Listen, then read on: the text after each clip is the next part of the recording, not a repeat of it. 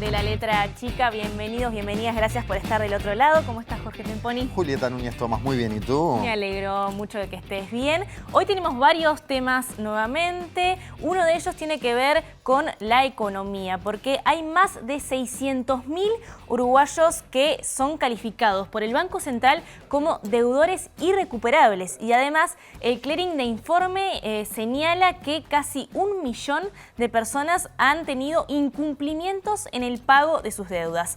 En este marco es que se está discutiendo un proyecto de ley mientras la banca privada sigue aumentando sus ganancias. Y se une ese tema que ocupará los bloques 2 y 3 en un par de cuestiones con el que ocupa el bloque 1. Porque muy al estilo de la letra chica estaremos en el picante de la actualidad, por decirlo así coloquialmente, pero tratando de entender, de profundizar, de buscar ángulos y de trascender titulares. Porque el otro tema es educación. Se une en eso, en que trataremos la actualidad, pero también trataremos de comprender, y se une en que la educación en este momento y con la rendición de cuentas que se viene, tiene mucho que ver también con economía y con dinero. Así que con permiso, porque por ahí empezaremos por el tema de educación, con una actualidad candente que además marca que ha habido 2 docentes y 2 funcionarios del IABA que fueron llamados a declarar ante jurídica de secundaria por el resonadísimo conflicto del IABA de los últimos tiempos. Así que primero les recuerdo el WhatsApp, que es el 092-374-089, y luego recibo a Emiliano Mandasen, secretario general de FENAPES. Emiliano, gracias por estar con nosotros. ¿Cómo estás? Bueno, gracias a ustedes, un saludo a la audiencia y, como siempre, agradecer muchísimo el espacio que nos brindan. Por favor, gracias a vos. Bueno, muchos temas para tratar, intentando ser ágiles y profundos a la vez, el desafío de siempre. Lo primero, empezando por la actualidad, ¿qué pasó ayer con estos 2 docentes y 2 funcionarios que declararon ante jurídica de secundaria, del IABA? ¿Sabemos qué les preguntaron? ¿Por qué fueron citados? ¿Qué pasó, digamos? Bueno, primero enmarcar que lo que ocurre en el día de ayer con las declaraciones de estas compañeras y compañeros es que se termina de alguna manera materializando lo que nosotros veníamos denunciando, que era el prejuzgamiento del director Leonardo Ruidíaz, porque secundaria arranca a investigar todo este proceso del IABA, pero ya sancionó por la vía de los hechos al director. O sea que lo que nosotros decíamos hace algún tiempo, aproximadamente 3-4 semanas atrás, se termina comprobando, o sea, hay un prejuzgamiento. Las preguntas del día de ayer básicamente se centraron en el clima institucional, donde lógicamente lo que se plasmó, por lo que nos contaron algunas compañeras y compañeros, nosotros cuando salimos de clases en UTU nos dimos una vuelta por ahí, es que se declaró lo que se tenía que declarar, había un buen clima institucional, un buen clima de trabajo, no había ningún tipo de presión por parte del director para ejercer ningún tipo de rol. Pero lo más grave es que se termina comprobando el prejuzgamiento de secundaria, lo cual implica que al día de hoy tenemos una situación sumamente difícil. El IABA para nosotros es un ejemplo de una serie de problemas que tiene la educación. El del IABA es un conflicto particular, pero hemos tenido conflictos en otros liceos en estos últimos días, por situaciones de violencia, por situaciones de persecución, de hostigamiento. Un reflejo nacional es el hostigamiento hacia los docentes, que después lo podemos profundizar un poco, pero el principal problema acá es que al día de hoy todos los pasos que se había acordado hacer por parte del sindicato y por parte de los abogados con respecto a la situación del director se hicieron, y el que está en falta en este momento es el Codicen de la ANEP, que a este momento no ha de ninguna manera agilizado el análisis del recurso de revocación y jerárquico que se presentó, inclusive con un... Para que revisaran la situación de Ruidíaz, eso. Para que revisaran la situación de Ruidíaz y por lo menos se le quiten las medidas cautelares, que sería el primer gesto de grandeza que podría tener esta administración con respecto a esta situación puntual. Pero perdóname, porque en esto los matices también son importantes, Mandasen.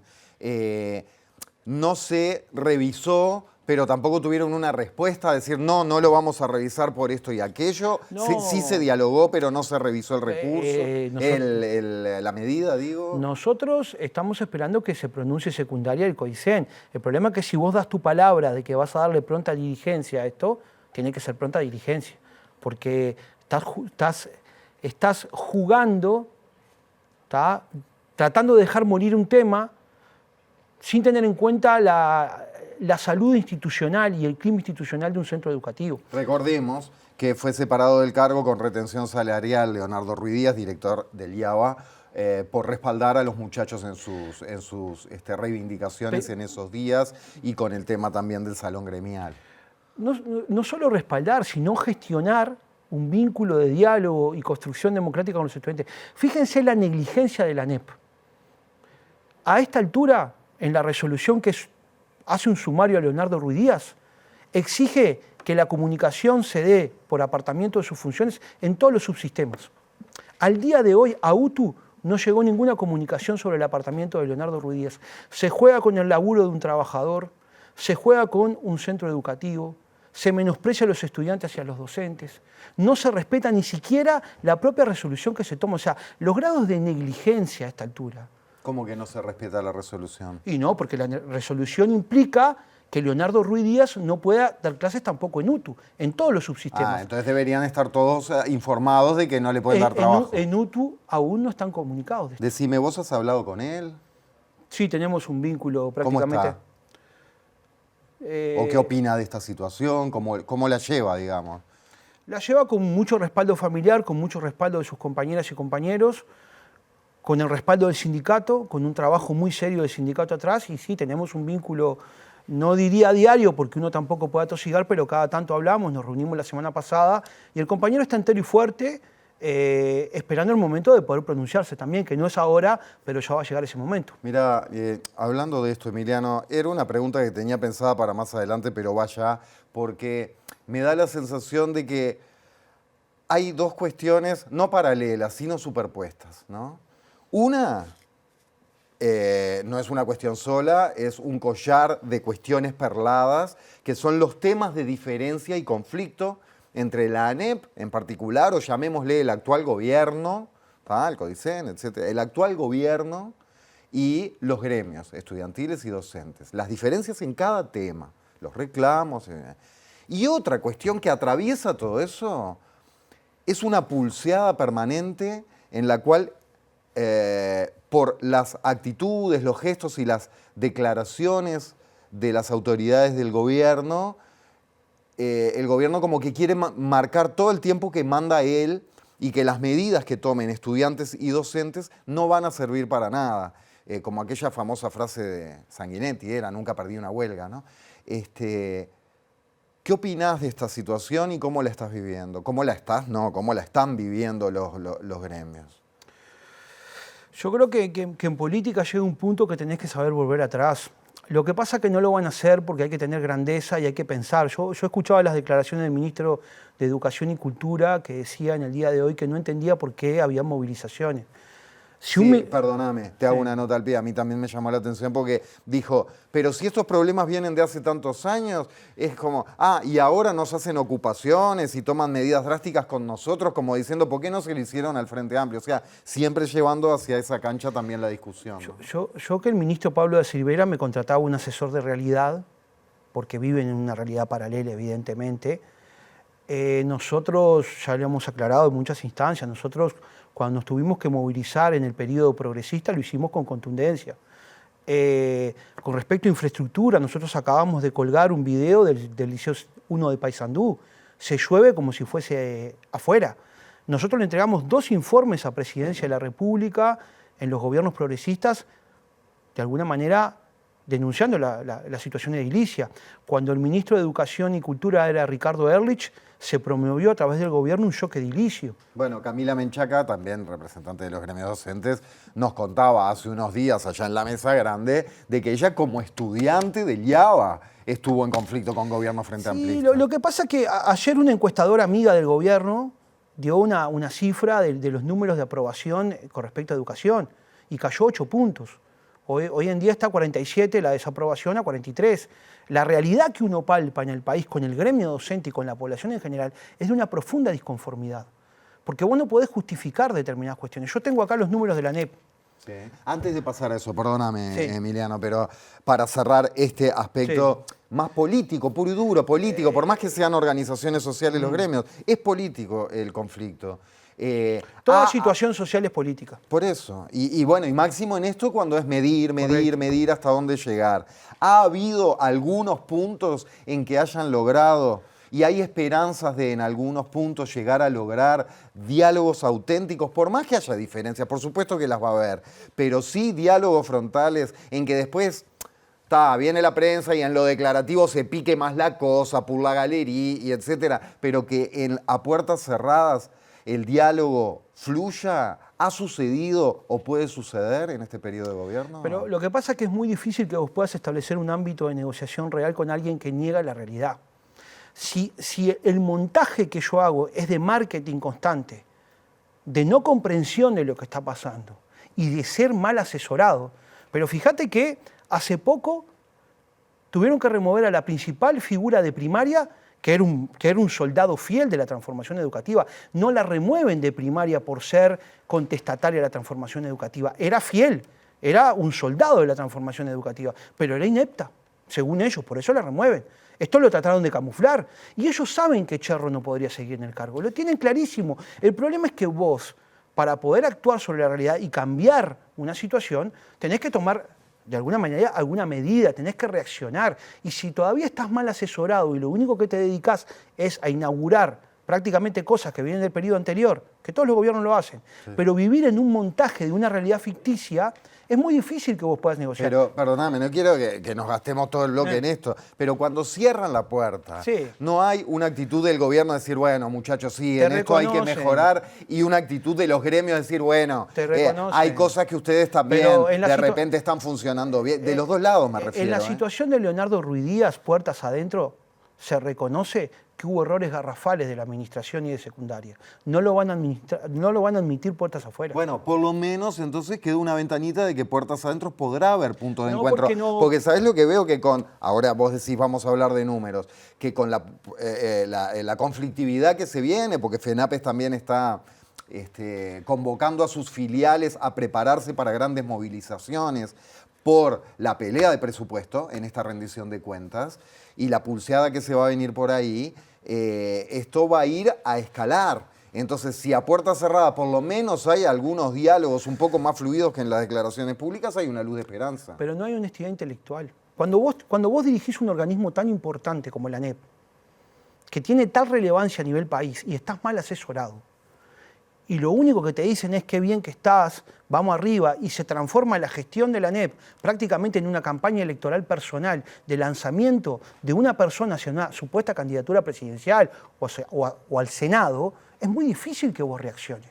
Porque vos te tiene que rodear a alguien que te diga, mirá, esto se está yendo. Yo no tengo esperanza en ese sentido porque creo que hay muy mal asesoramiento. No sé quién los asesora, pero quien los asesora, fíjate que tenemos una situación de conflicto muy grave en el IABA y el principal articulador que habla de educación del Partido Colorado, Felipe Schipani, en vez de tener una actitud madura de un legislador, sale a fogonear un conflicto al santo botón. En vez de tener una actitud de acuerdo a la investidura, de acuerdo a un diputado. O sea, uno tiene que guardar determinadas cuestiones. Yo podría decir acá en esta mesa ahora las cosas que se dijeron puerta adentro. Digo, se dijeron cosas puerta adentro que comprometen mucho la gestión de secundaria. No las voy a decir. Ahora, hay un problema, uno tiene que tener honestidad intelectual, y no la hay. A nivel de números, hablemos un poco de que se viene la rendición de cuentas. ¿Es el problema de recursos para lo edilicio y el mantenimiento edilicio lo principal? Últimamente se ha marcado como muy importante, y vaya si lo será, el tema de contención humana a nivel de equipos multidisciplinarios. Que claro, el gobierno anuncia, Robert Silva dice, sí, se han llamado, pero de repente dice, se habilitaron 20 cargos. Y uno piensa, ya no en todo el país, que para un liceo capaz 20 cargos no sería suficiente, ¿no? Es decir, ¿cuál es la prioridad en esta negociación en la que ambas partes seguramente van a tener que ceder? ¿Cuál es la prioridad para los gremios docentes? Nosotros creemos que la prioridad es atender una emergencia educativa, que tiene una globalidad, que tiene un problema de edilicio muy grave, que tiene un problema de recursos, de alguna manera humanos, ¿tá? Equipos multidisciplinarios, adscriptos, abrir más grupos para que no estén los grupos sobrepoblados. Tiene una globalidad.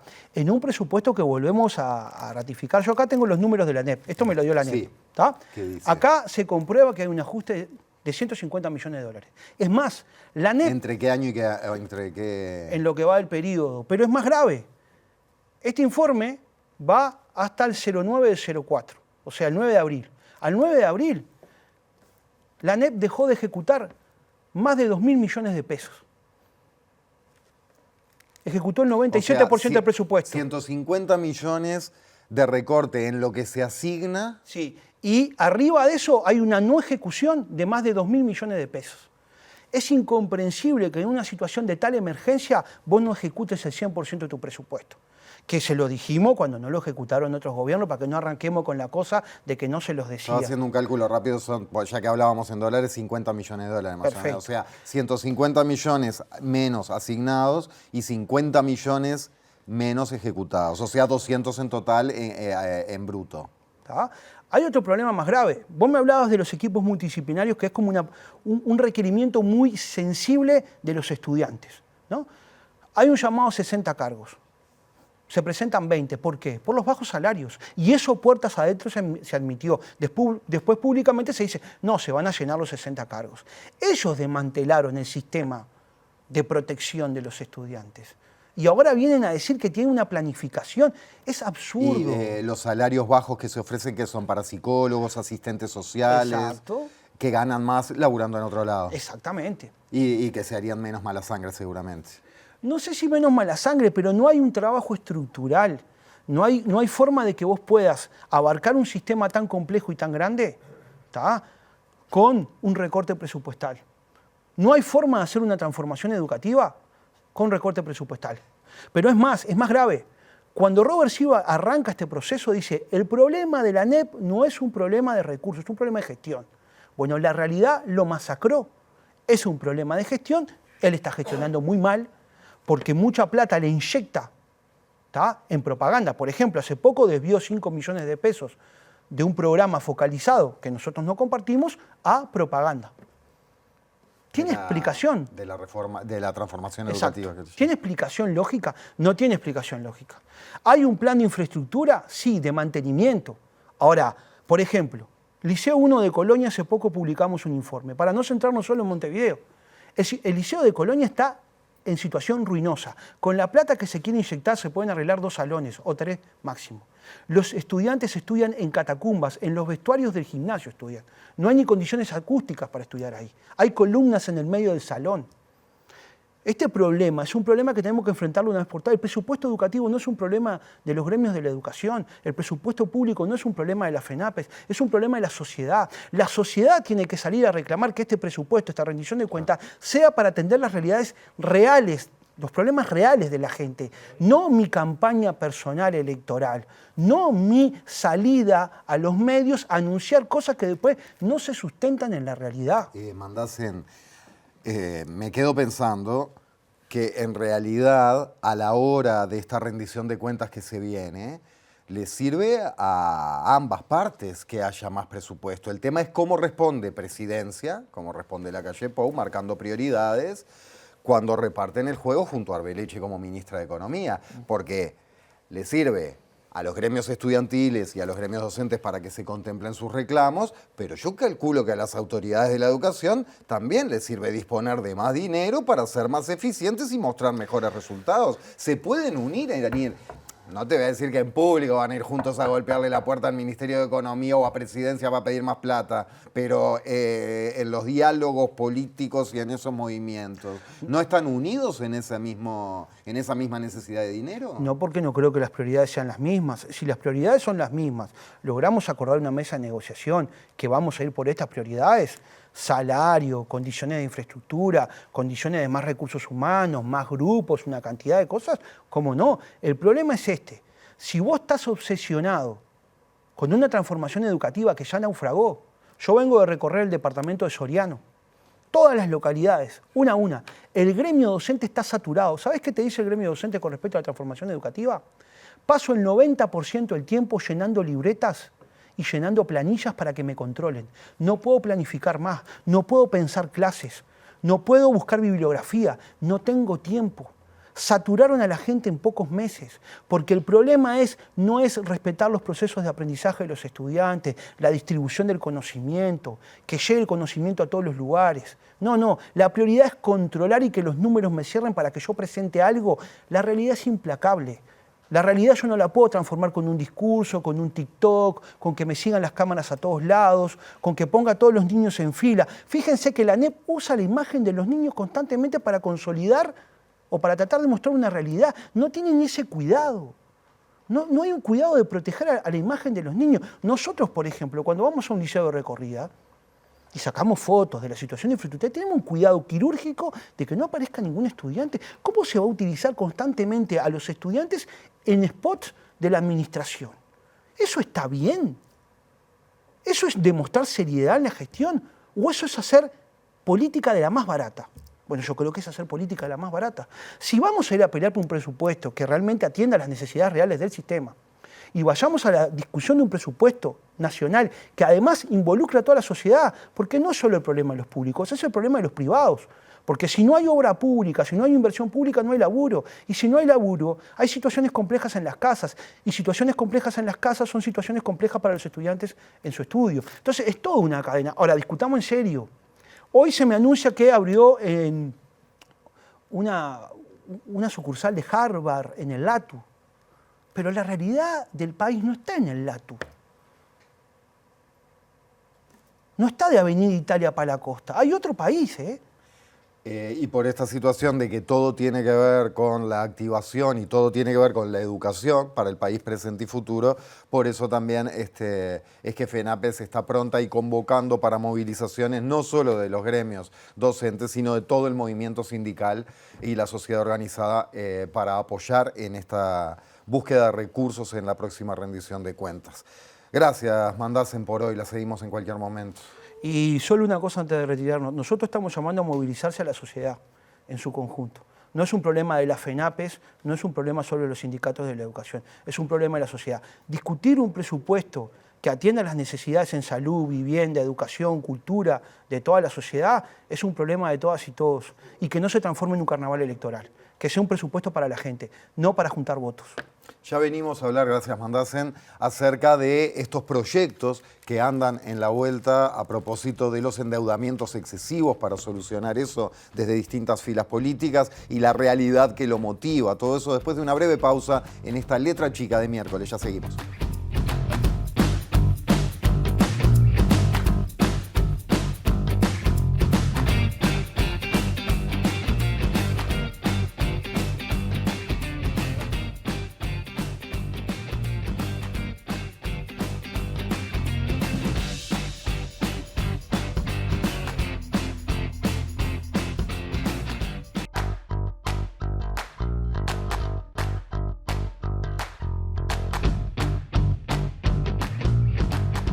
Continuamos con la letra chica, ahora sí con el tema que habíamos planteado al inicio del programa. Cabildo Abierto volvió a presentar en la Comisión de Constitución y Legislación un proyecto de reestructuración de la deuda. Ustedes pueden recordar que ya había hecho este partido un intento por aprobar una ley de estas características, incluso había una propuesta de sumar 4 artículos por parte del Frente Amplio y esto iba a ser aprobado luego de salir de la comisión, de esta misma comisión, en la Cámara de Senadores. Sin embargo, en ese momento el Partido de Gobierno, el Partido Nacional, se echó para atrás y esto quedó trunco. Recordemos que el contexto en el que se plantea este nuevo proyecto de ley es además, en términos políticos, un momento especial, porque en la conferencia de prensa que dio el líder de Cabildo Abierto, Guido Manini Ríos, anunciando si se quedaba o no en la coalición, se puso un plazo hasta fin de este mes para aprobar este nuevo proyecto que tiene en este momento cuestionamientos por parte de la oposición y también del oficialismo. Este proyecto que presentó Cabildo Abierto tiene algunas modificaciones con respecto al anterior. La principal tiene que ver con que se amplió la cantidad de personas que abarcaría esta ley y que hay cuestionamientos vinculados a que no sean personas que estén en situación de vulnerabilidad únicamente. Pero además tiene otras características, como por ejemplo la conversión de la deuda en lo que Cabildo Abierto llama una deuda justa y la fijación de intereses máximos. Para hablar sobre esta problemática, sobre la problemática que tiene nuestro país con la deuda, vamos a recibir a Dora Zafir, que es ex jueza y profesora de Derecho Civil y Relaciones de Consumo. Dora, gracias por estar aquí. Es un gusto estar con ustedes. Muchísimas gracias. Como mencionábamos al inicio, hay unas cifras que son preocupantes.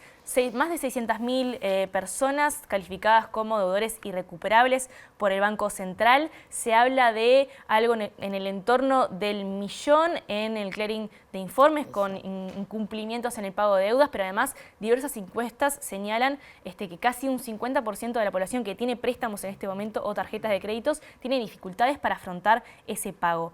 ¿Cuál es la situación actual de la deuda de nuestro país? ¿Qué tan grave es y por qué se llegó a este punto? Bueno, en realidad, si contamos la historia de este tema, empezó desde el año 2007, cuando se dicta la ley de usura que permite unos intereses sumamente excesivos, a mi entender inconstitucional es esa ley en ese sentido, porque la Constitución prohíbe la usura, y no es una interpretación mía, sino de un gran constitucionalista uruguayo que fue Casinelli Muñoz, en donde si se prohíbe el interés excesivo, una ley que puede fijar topes no los puede fijar en forma excesiva, porque está prohibido que sea excesivo. Y si estos no son excesivos, la excesividad realmente no entiendo cuál es, porque se permite llegar hasta más de un 200% en los intereses moratorios y un 150% en los intereses de financiación o compensatorios. Pero además, todo este tema se ha agravado porque mucha gente durante la pandemia quedó en seguros parciales de trabajo, seguros de desempleo, empezó a atrasarse. ¿Y qué pasa cuando uno se atrasa en una cuota? Pues entonces ya no debe esa cuota, sino que debe todo el resto de las cuotas que quedaban a vencer. Si yo pagué la tercera y eran 25, debo las 22 juntas. ¿Cómo hace esa persona para salir de ese problema con esa exigibilidad permitida por la ley de usura? En segundo lugar, se hablaba de intereses no capitalizables. La ley tiene un artículo que dice que no se puede capitalizar. Hay un anexo metodológico hecho por un economista, Fernando Antía, en ese momento, que hizo una fórmula que por supuesto los abogados y los jueces no entendemos, que es capitalizable. Entonces tenemos como una propia contradicción en la misma ley y se aplica la capitalización. La capitalización solo los propios economistas lo dicen, porque tengo un informe del estudio Ferrer, en donde cuando hay graves inflaciones, cuando la inflación devalúa de tal modo la moneda que cuando se va a pagar en la moneda nacional, esa plata ya no vale nada. Pero tenemos acá una gran inflación, es menor a 2 dígitos. ¿Tenemos un riesgo país muy alto que justifique esos intereses tan exagerados? Ni Argentina llega a permitir intereses tan altos. Y entonces, claro, con la capitalización, los intereses altos, la exigibilidad anticipada que esta ley permite, ha llegado a un punto en donde mucha gente, por el atraso en 1 o 2 cuotas, ha terminado sobreendeudado. Y el sobreendeudamiento no es un problema solamente uruguayo. Leyes como esta que se está tratando de aprobar existen en Francia, existen en Nueva Zelanda, que fue uno de los proyectos que miramos el proyecto francés, está incorporado en Brasil desde hace 1 año y medio en el Código de Defensa del Consumidor. Es decir, no estamos inventando la pólvora, es un mecanismo para sacar a deudores que en el proyecto inicial que fue propuesto por Manini y Ríos, tratar el tema, y en eso sí le doy la delantera, que eran personas realmente de bajos ingresos que no podían pagar y que, salvo que los tomen como trabajo forzado, son incobrables. Y sería también, además, por lo que explicás, una manera de corregir un error que la propia legislación ya ha creado. Yo creo que la responsabilidad de que se cobren esos intereses es de los legisladores que votaron la ley de usura. Y te voy a decir algo más. El diputado del Partido de la Gente, el único que quedó, que es Daniel Peña, me pidió si yo podía colaborar en la redacción de un proyecto de ley para modificar esa ley de usura y sacar todas esas cosas realmente graves que tenía.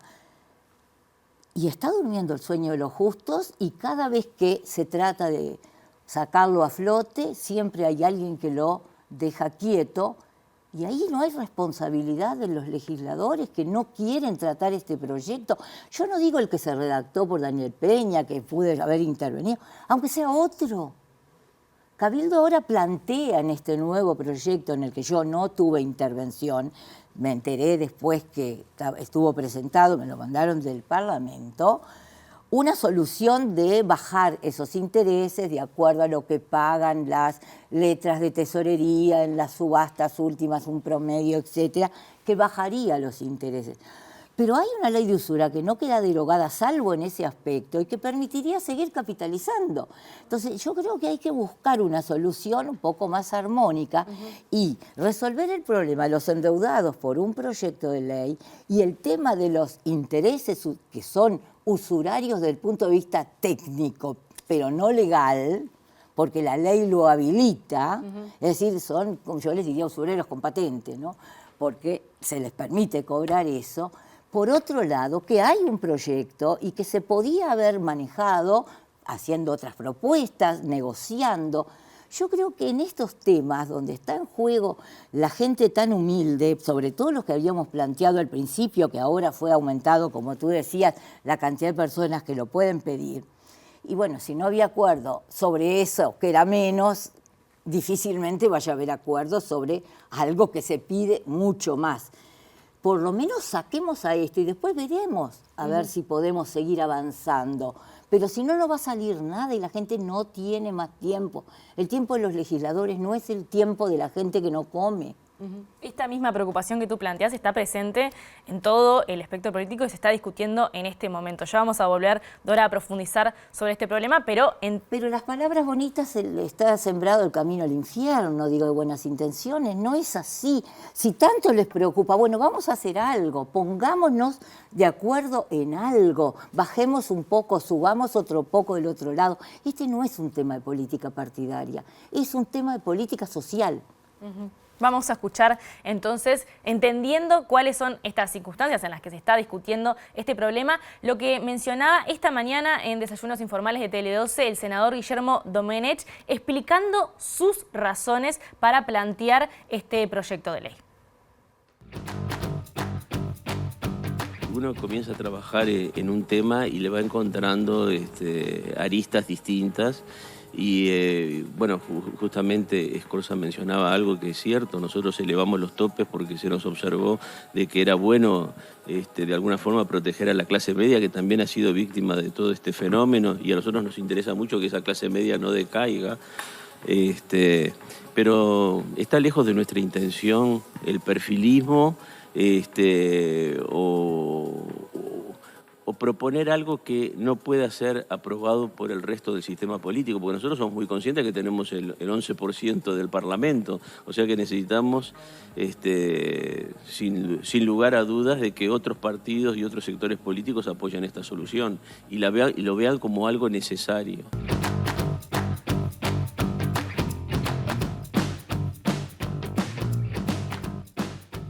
Nos vamos de Cabildo Abierto al Frente Amplio y nos estamos yendo al móvil con Diego Martini Lemos. Diego, muy buenas noches, querido. ¿Dónde estás? Adelante vos.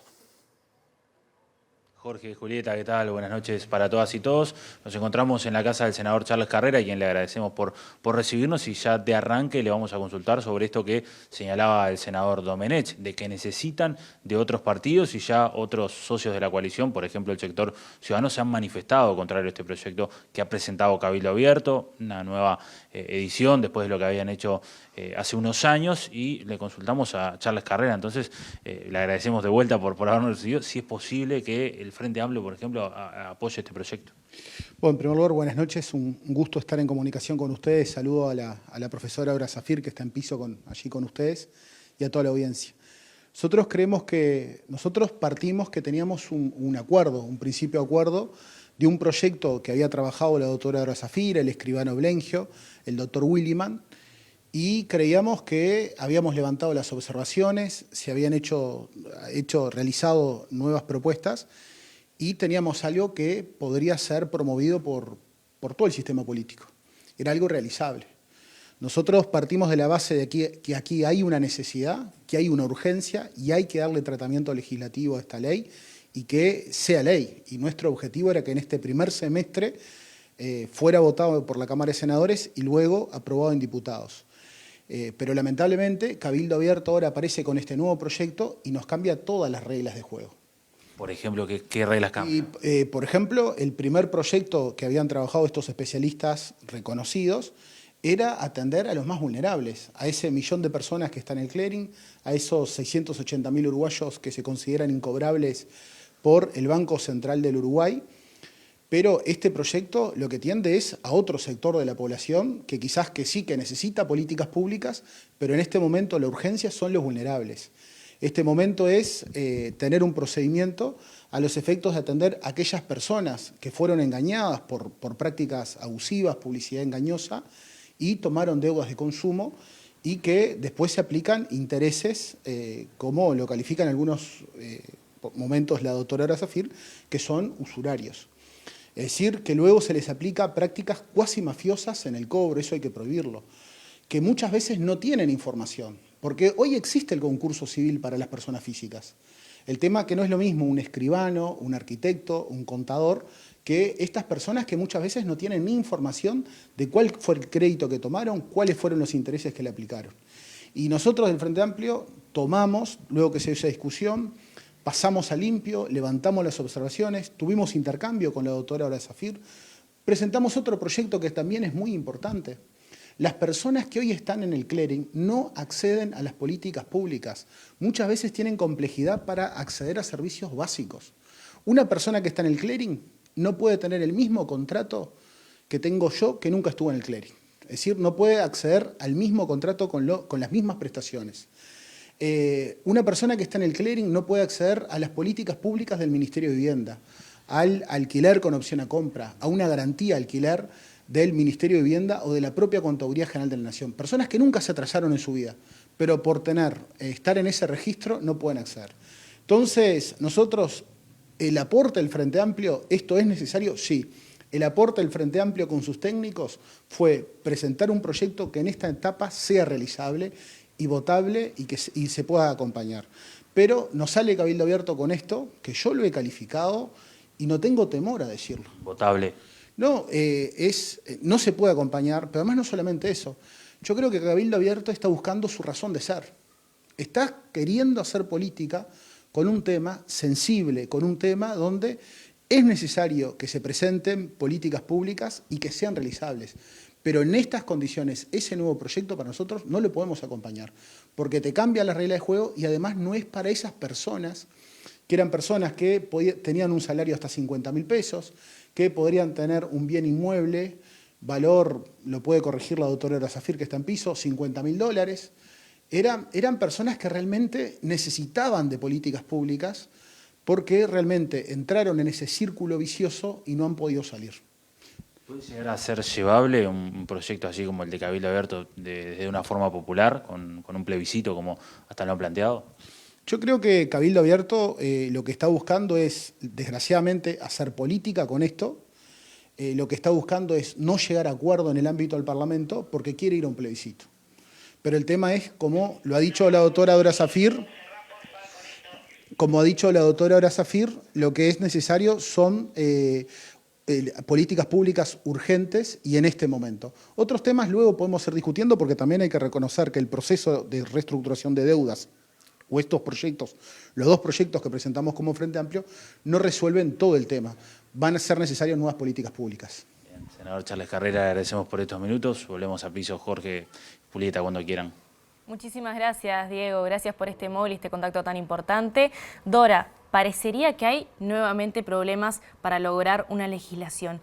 ¿Qué características tendría que tener una legislación para atender la problemática que tú planteabas desde el punto de vista social, del problema social que genera la deuda? A ver, cuando se empezó con el proyecto, muchos estaban en desacuerdo, fue el Cabildo Abierto quien lo presentó, hubieron muchas observaciones del Banco Central. A mí en el Banco Central, cuando me ven, se dan vuelta porque no me quieren. Lamento mucho, pero yo defiendo a la gente, no a las instituciones de intermediación financiera, como un tema de principios de defender al más débil de una relación contractual. Yo como juez dejé en la calle a mucha gente y sé lo que padecen y lo que pasa con estas situaciones. Entonces, ¿qué es lo que sucede cuando tenemos que buscar una ley? Hay veces que hay que levantar ciertas observaciones para lograr una mayoría parlamentaria y que aunque sea, se pueda aprobar un proyecto que no sea el mejor.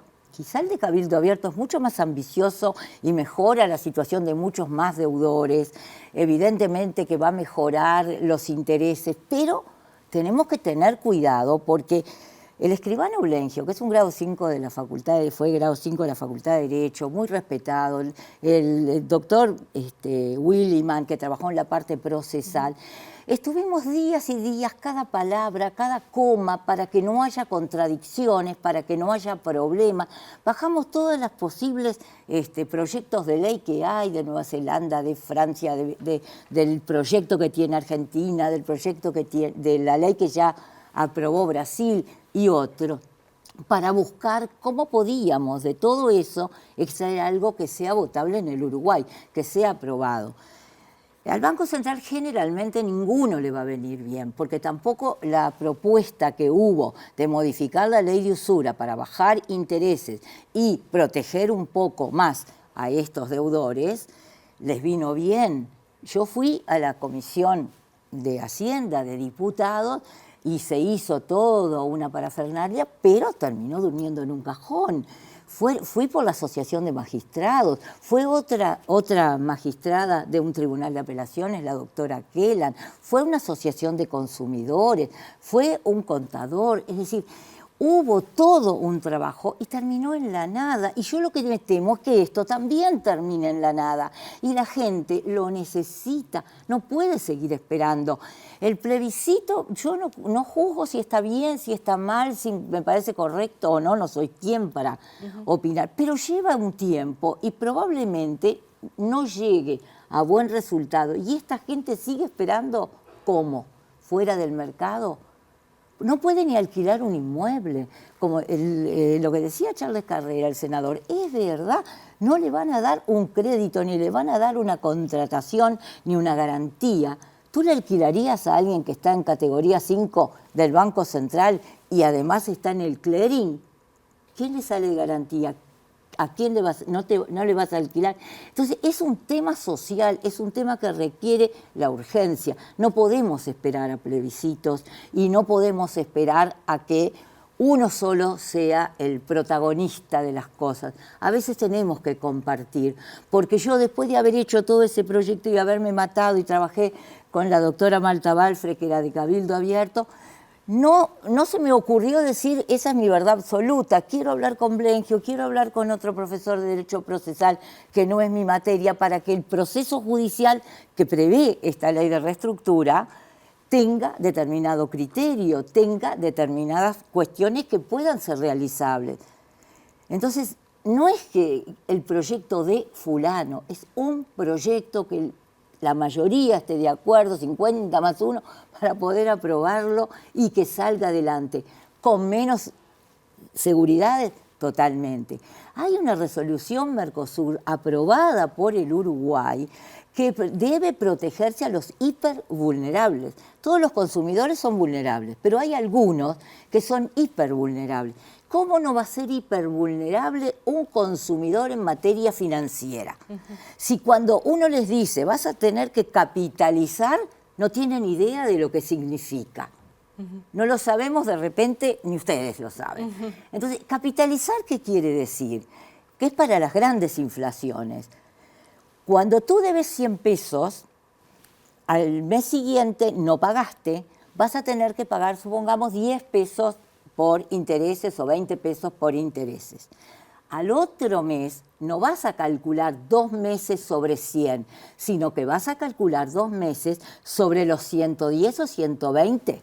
Y al otro mes vas a sumar otra vez a ese capital los nuevos intereses. Es decir, que la deuda originaria se va acrecentando de manera total y absolutamente irracional. Y esa es la situación en la que están Esa es la realidad. muchísimos uruguayos en otro país. ¿Y Dora, a ti te parece que las personas humildes que sacaron 10.000 pesos, 20.000 pesos y que después salen debiendo 300.000 pueden haber entendido? La educación es un derecho básico por la Ley de Relaciones de Consumo, pero es una educación muy difícil de dar, porque la gente no la puede entender. Hay que bajarse a hablar en términos de a centavo, como decía alguna autora, para que la gente lo entienda. bueno, queda planteadísima la urgencia de esto. Te agradezco un montón la explicación de esta circunstancia. Vamos a continuar con este tema en el tercer bloque. Gracias, Dora, por estar aquí. Y ahora sí continuamos con la letra chica en unos minutos nada más. Continuaremos hablando de este tema porque la deuda tiene que ver con lo que hablábamos anteriormente también y cuál es la función de los bancos. Para eso vamos a recibir a EU, así que en unos minutos nada más.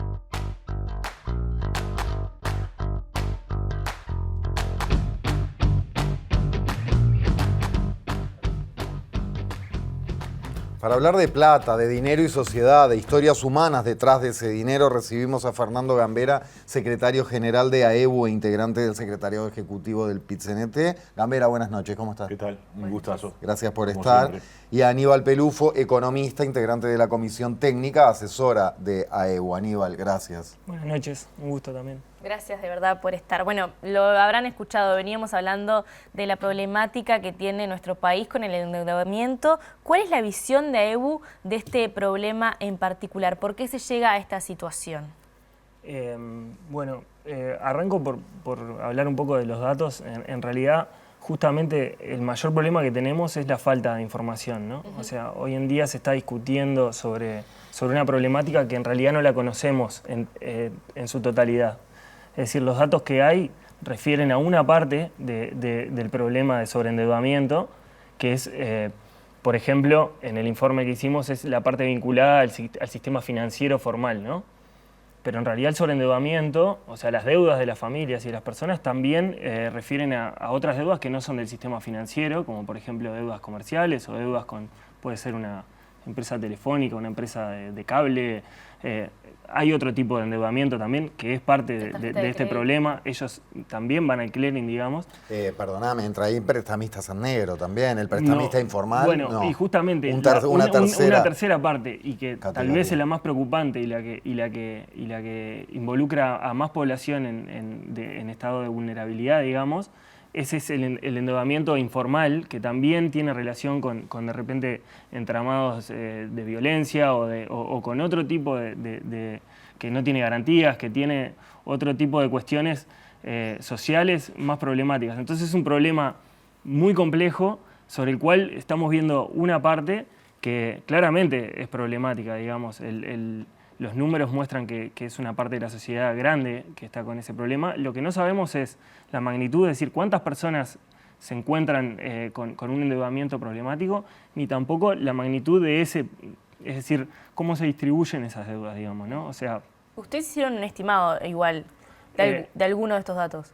Claro, nosotros lo que accedimos es a información pública, que es de la Central de Riesgos del Banco Central, y nos estaría mostrando la parte del problema que corresponde al sistema financiero formal, y ni siquiera a todo el sistema financiero formal, ¿no? Es como la deuda que se tienen con los bancos y con las administradoras de crédito, que es, los datos que andan en la vuelta de más o menos, un poco menos de 700.000 personas que están en categoría 4 y categoría 5 principalmente, que tienen una situación problemática de endeudamiento, pero ya les digo, con el sistema financiero formal, y que esto es esta parte del problema y sin embargo, bueno, el tema sobre endeudamiento sin duda que es mucho más amplio y más complejo y tiene también raíces sociales y de otros ámbitos que no son solo el financiero, ¿no? Y esas... Dale, perdón. No, preguntarles que cómo observaban entonces, Fernando, quizás para ti, lo que está sucediendo ahora en este momento. La discusión que lo que vimos en realidad en el bloque anterior, las dificultades para tratar este tema. Lo que vimos viene de hace mucho tiempo, es un problema de una sociedad capitalista. Yo, como sé que estamos corto de tiempo, voy a dar titulares, semillas para otro programa. Por si alguien no se dio cuenta, vivimos en una sociedad capitalista. ¿Qué es una sociedad capitalista? Una combinación de cosas que yo voy a dejar como titulares. Bancos que ganan cada vez más, pero que lloran como siempre o tal vez más. Si juntáramos en algo, en un recipiente o algo, las lágrimas de los empresarios de este país y de los bancos en particular, sería salada igual que la que tenemos, pero no tendríamos déficit hídrico, tendríamos cantidad de lágrimas y lágrimas y lágrimas. Eso es el ABC de una sociedad capitalista, ellos llorando. El otro ABC de la sociedad capitalista, gente que gana cada vez más, que son un 1%, y gente que gana cada vez menos, que son muchísimos.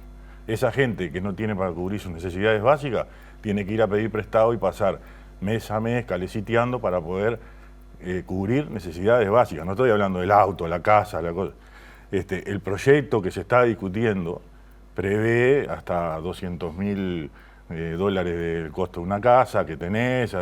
No el está, de Cabildo. El proyecto de esta ampliación, el que está en discusión. Sueldos de más de 100.000, exacto. autos. Entonces, yo creo que hay que empezar a poner el foco en donde están los principales problemas. Los principales problemas y la urgencia está en la gente que no está cubriendo necesidades básicas y que tiene necesidad de que le busquemos una solución. Eso no pasa por ponerle un tope a las tasas de interés, porque la tasa de interés es el precio del dinero. El dinero es un producto, en el caso del sistema financiero es el producto que se vende. En el caso de un supermercado es el arroz en la góndola.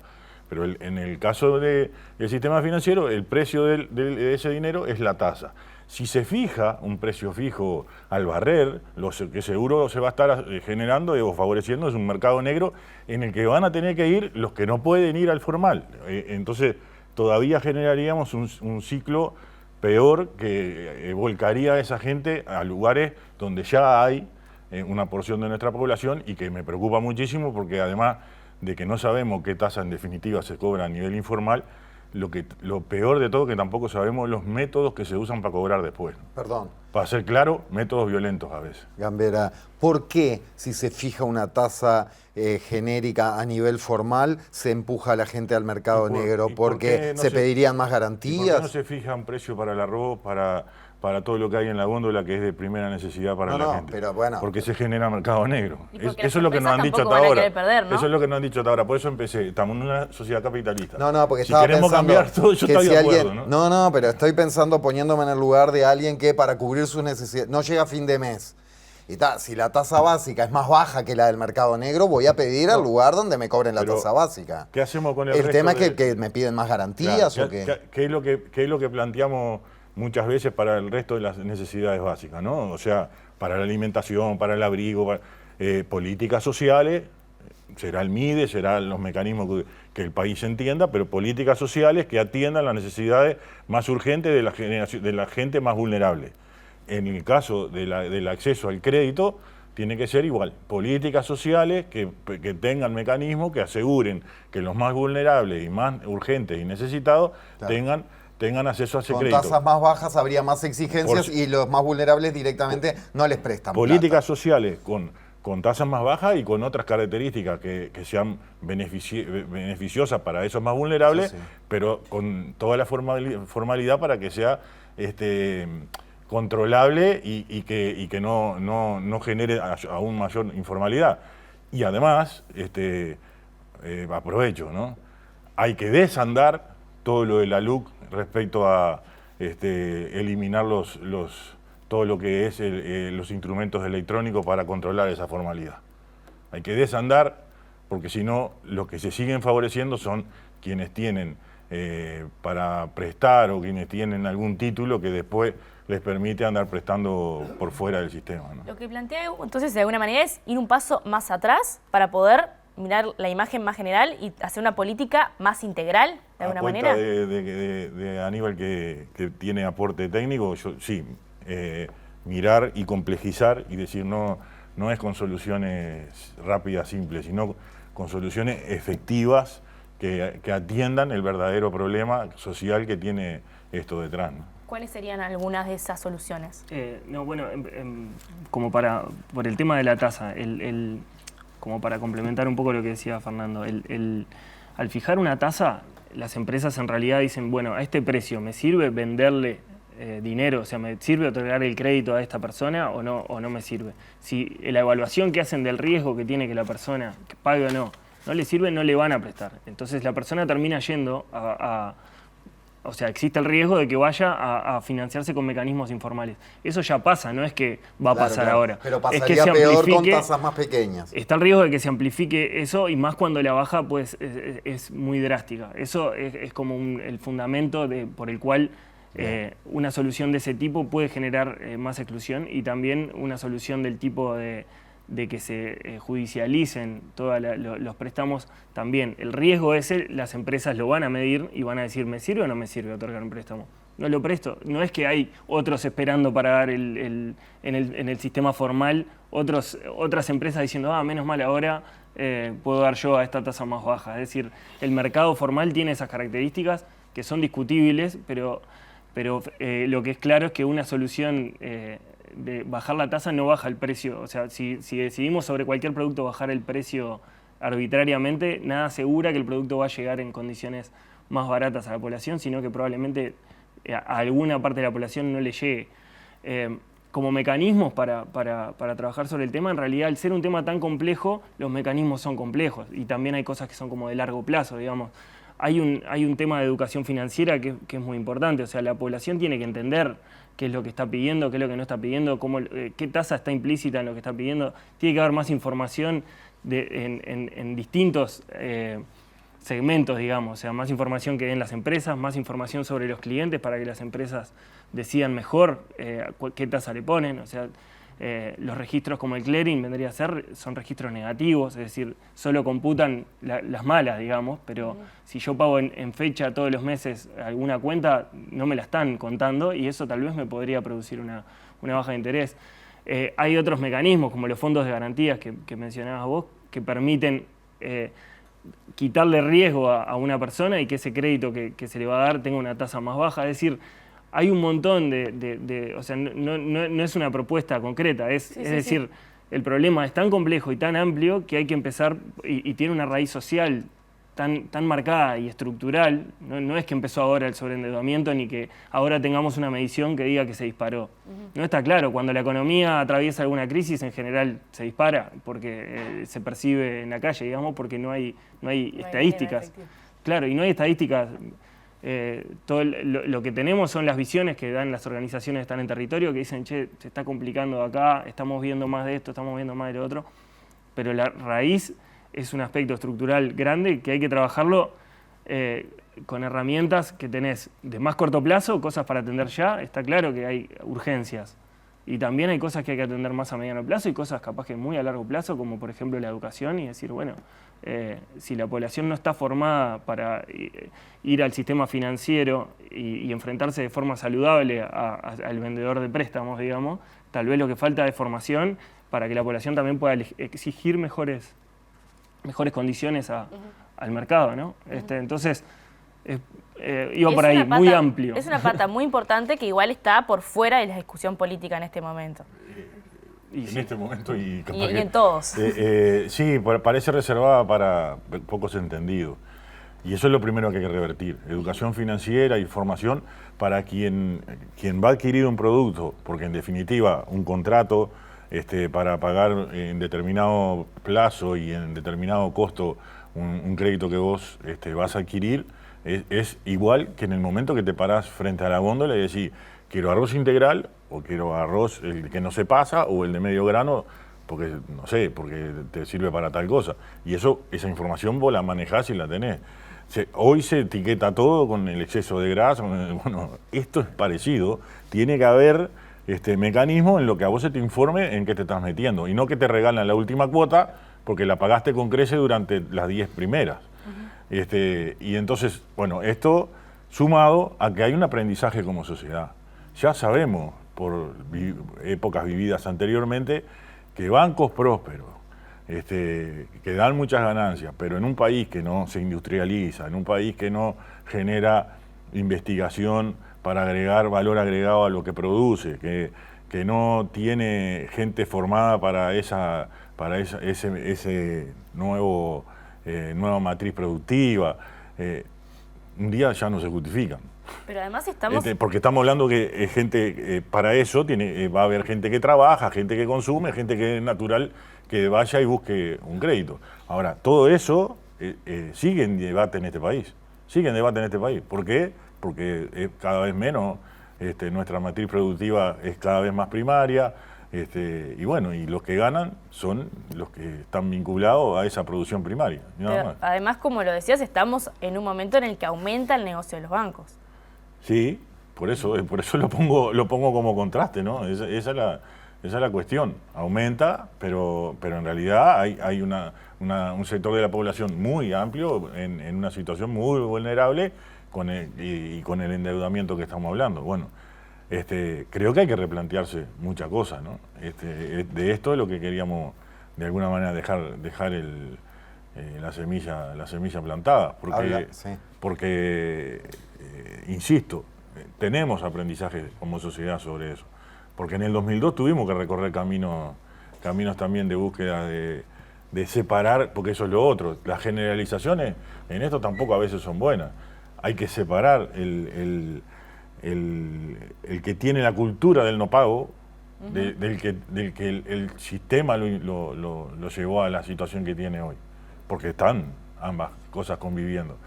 Porque esa educación financiera tiene que bregar por la cultura del ahorro y la cultura de la previsión, y para que eso sea después parte de ese desarrollo económico.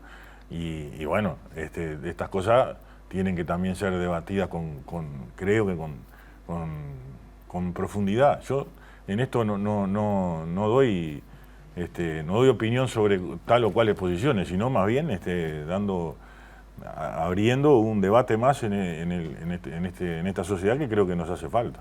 Hablando de la importancia de la información en lo financiero en particular y en lo económico en general, porque la información es poder, no puedo dejar de mencionar que TV Ciudad tiene Moneda Corriente, un programa que se estrenó hace poco y que además de encontrarlo en la pantalla del canal, como toda la vida, prendiendo la tele, están los programas enteros con distintas temáticas muy importantes que se entienden mejor. Solo ha cosechado elogios Moneda Corriente desde que se estrenó. Están en el canal de YouTube de TV Ciudad para verlo a la hora que quieran.